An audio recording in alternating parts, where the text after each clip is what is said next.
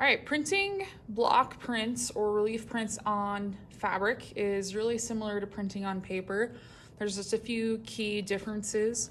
The biggest one being the type of ink you use. You want to make sure you're using an ink that will stay in the fabric and that it won't be water soluble and wash out when you wash whatever you're printing on. We're going to put some ink on this disposable palette. This paper is almost waxy, so it lets you roll out the ink really nicely without absorbing into the paper. I'm going to pull a proof of my print first on the press so I can see what it looks like before I commit to a t-shirt. Paper is a lot cheaper than shirts, so I'm just inking it up just as I would a regular piece of paper. Ink up my block. I don't care too much if I have some salty areas on my proof. Remember, a proof is just a practice print, so it doesn't need to be perfect, but you do want to be able to kind of see what it's going to look like when you actually print it on your t-shirt. You're looking for, maybe you don't want this chatter to pick up, so you need to know if it's going to lift up ink. After you print your proof, you can then go back and carve out what needs to be carved and fix any issues you have. So I'd say that's pretty good. We're going to run that over to the small press and pull a proof. So this is the smaller of the two presses in the classroom. This is Presley. The way it works is your matrix goes on this press bed and you run it through this barrel or drum, and as it goes under, this applies pressure to the matrix and lifts off the ink onto the paper. These knobs adjust the distance between the roller and the press bed, which changes the pressure. It's already preset, so you guys don't need to change the pressure. So you're going to put your matrix on first, followed by a piece of paper. And remember, I'm just pulling a proof. I don't care too much about how centered it is or if it's precise or not. And then you're gonna put what's called a tympan on top. It's basically like a piece of chipboard. And that makes it print nice and smooth. You're gonna run this through and you can feel the pressure, so that's pretty tight. This turns towards you. And then you can take off the tympan and your matrix with the paper pulls the image. So now I can see, okay, this is what it's going to look like on my shirt. Like I said, I don't care too much about it being salty right here because it's just a proof, but I'm pretty happy with how this printed. So I'm gonna ink it up again and print it on the t-shirt. All right, when it's time to actually print this on your fabric, the inking is, again, really similar to how you would on paper, but this time I'm going to slightly over ink it. So typically you don't want there to be too much texture on your brayer like this, but because I want that ink to go down into the tiny spaces and fibers of my shirt, I'm gonna go a little bit heavy on the ink. It's really easy to print a salty image on fabric just because, again, it has more texture. So don't be shy with the ink. Again, it's better to be slightly over inked than salty. So you'll notice that I'm coming back to my flat of ink a lot more frequently than I did when I printed on paper, because I really want this to be a dense, saturated black on my t-shirt. So I might even get a little bit more ink than what I have out. I'm inking a bunch of different directions, making sure I'm getting the corners really good. I'm probably a little bit more careful when printing on fabric because, again, you only have one shot to print it on your shirt. It gets pretty expensive if you mess up. So I'm gonna get a tiny bit more ink. Make sure I have it really good. Hit it one more time. After I've inked this up, I'm gonna go set my t-shirt up on the press because, like I said, there are a few differences between printing on fabric. Oh, and there goes my Siri on my watch. And printing on paper. So I would say that's pretty good. I think that'll be a nice print on my t-shirt.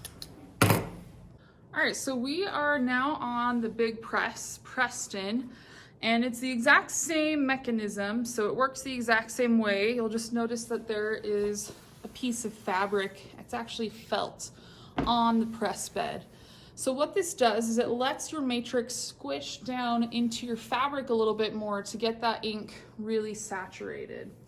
So I have this baseball tee that I'm gonna print my design on, and I'm gonna lay it out. And the first thing I'm gonna do is put a piece of newsprint or a piece of paper in between the front and the back. And that protects your t-shirt from bleeding through. So you only want the design, you can see the newsprint right here. You don't want the design to bleed through and show up on the back of your shirt.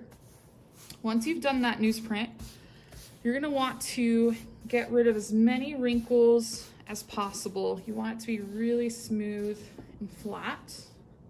So that looks pretty good. And then I'm gonna fold over these sleeves. Anything that is overhanging the felt will not run through the press. So you just want to fold it over as nicely as you can so that it runs through the press easy. So I'm going to fold both sides.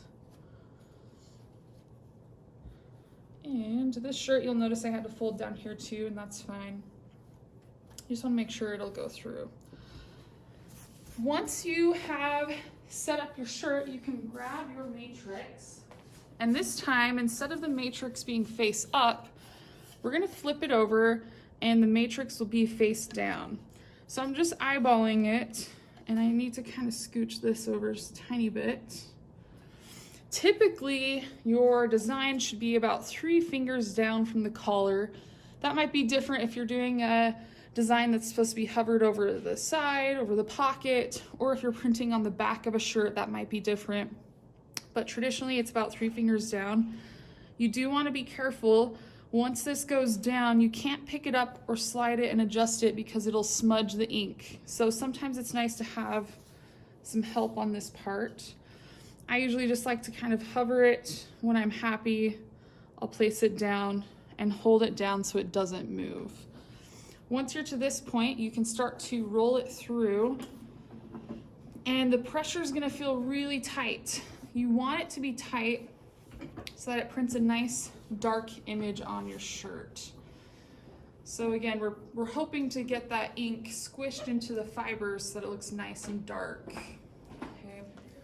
Once it's made its way through, you want to carefully hold this shirt down, and you can peel your matrix off of the image.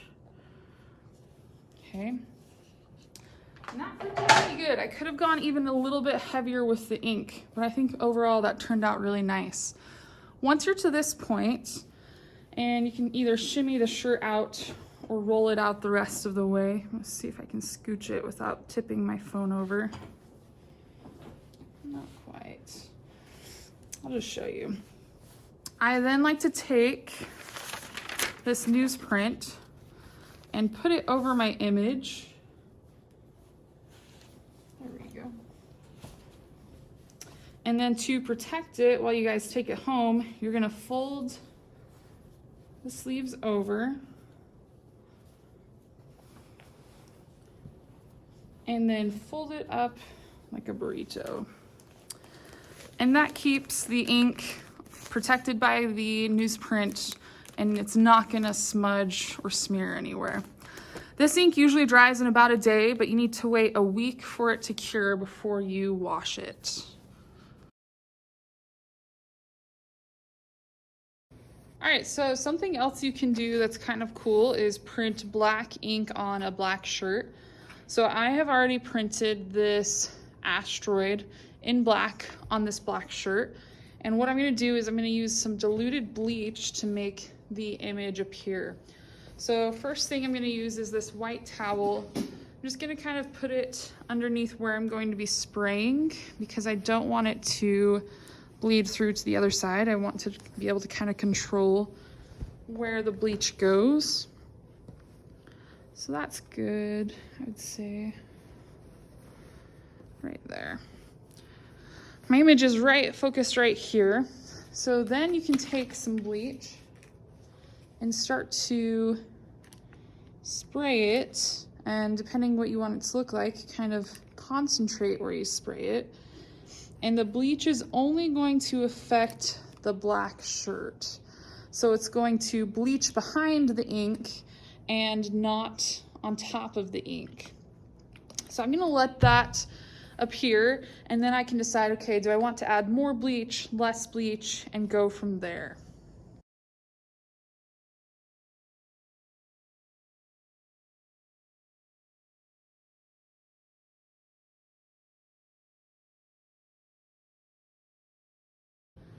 When your bleach gets to a point that you want it to stop, what you do is you spray some hydrogen peroxide on it, and that neutralizes the bleach solution. So I really like kind of how this lighter speckles turned out. So I want those to stop.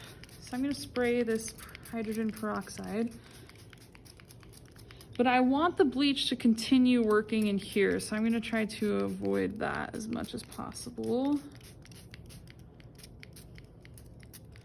And I'm gonna let that keep continuing to bleach because I want it to show up my image just a little bit more.